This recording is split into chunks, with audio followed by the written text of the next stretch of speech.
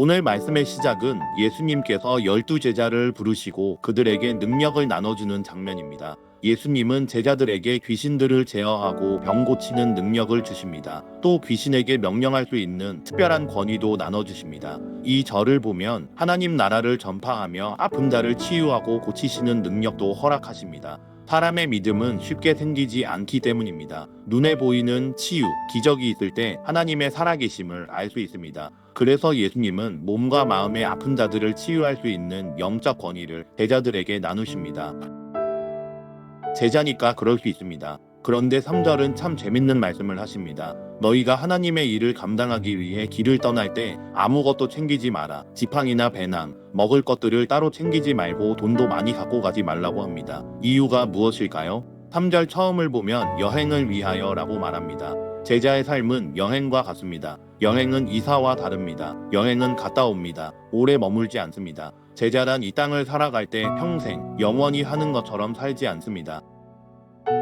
언젠가 하나님과 함께 머물 곳이 있기에 현실은 짧게 살아가는 것을 뜻합니다. 그런 의미에서 제자는 곧 여행자를 뜻합니다. 오늘 본문이 주는 영적 메시지가 있습니다. 첫째, 여행자는 쉽게 상처받지 않습니다. 만약 여행 중인데 지나가는 사람에게 길을 물었습니다. 그런데 그가 이상한 눈초리로 나를 바라보며 이상한 말을 했습니다. 그 일이 오랫동안 상처가 될까요? 안 됩니다. 여기 평생 살 것도 아니니 그러려니 합니다. 그런 사람도 있고 나를 잘 대해주는 호의가 좋은 사람도 있습니다.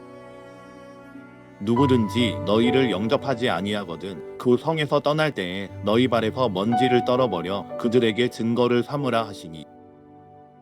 하나님 나라 사역을 위해 힘썼는데 상대의 반응이 신통치 않습니다. 제자는 예수님의 명령을 지키기 위해 전도하고 섬겼습니다. 그런데 결과가 좋지 않고 반응도 없습니다. 발에 먼지를 턴다는 건 감정의 쓰레기를 남기지 말라는 겁니다. 나는 전하는 것에 순종했지 결과는 내 몫이 아니기에 마음의 감정을 담아주지 말라는 의미입니다. 신앙생활하면서 쉽게 상처받습니다. 열심히 섬겼는데 결과가 좋지 않으면 부담됩니다. 열심을 다했는데 사람들의 인정을 받지 못하면 그것도 속상합니다. 그러나 마음의 감정을 담아두지 마십시오. 우리는 어차피 이 땅의 여행자입니다. 전하라는 말씀에 순종했기에 다른 마을로 옮겨가면 됩니다. 그리고 이어지는 장면은 우리가 너무 잘 아는 오병이어의 내용입니다. 예수님을 쫓아온 수많은 무리들이 있습니다. 그들은 식사 때가 되었지만 돌아갈 생각을 하지 않습니다. 걱정이 된 제자들은 예수님께 집에 가라고 말해주세요 라고 합니다. 사람들이 모인 곳은 아무것도 없는 빈들이었습니다. 빨리 돌아가야 제자들도 부담이 적고 사람들도 배고픔을 면할 수 있습니다. 그런데 눈치 없는 예수님이 제자들에게 이 사람들에게 먹을 걸 주라고 합니다. 5,000명, 아이 포함 1만 명을 먹일 만한 돈이 없는데 무슨 먹을 것을 주라 합니까? 오로지 있는 건 떡 5개와 물고기 2마리 뿐입니다. 예수님은 5,000명을 50명씩 앉으라고 합니다. 그런 후 음식 위에 기도하시고 무리에게 나눠주라 합니다. 그랬더니 모든 사람이 음식을 먹었고 12바구니가 남았습니다. 두 번째 메시지, 여행자는 언제나 만족합니다. 여행을 다녀오면 또 가고 싶습니다. 가서 잘 먹고 잘 쉴 수도 있지만 가장 넉넉한 건 마음입니다. 예수님은 제자를 부르시면서 오병이어의 현장에 있게 하십니다. 이 기적을 보여주신 이유는 단순히 배를 채우기 위함이 아니라 하나님의 영광을 맛보게 하기 위함이었습니다. 하나님이 주시는 은혜는 단순히 육체의 만족이 아닙니다. 마음과 정신의 풍요로움을 주십니다. 그래서 넉넉하게 하시고 베풀게 하십니다. 여행 좋아하는 사람들을 특징을 보십시오. 잘 주고 잘 나눕니다.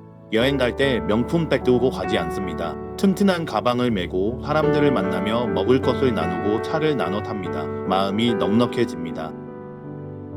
제자들에게 가르치고 싶었던 것이 바로 이것입니다. 여행자의 마음으로 살라. 하나님이 너희를 영혼의 만족을 누리게 할 것임을 알려주십니다. 그런데 이 만족을 어느 때 느꼈습니까? 수많은 무리를 먹여야 한다는 커다란 부담일 때입니다.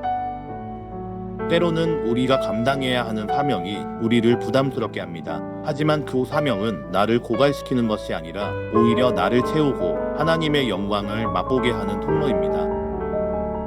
우리의 사명이 있다면 하나님께 기도하며 생명 살리기에 힘쓰는 것입니다. 여행자의 마음으로 전하기에 힘쓰고 상처받는 것을 두려워 말며 하나님의 영광을 내 삶에 맛보는 것입니다.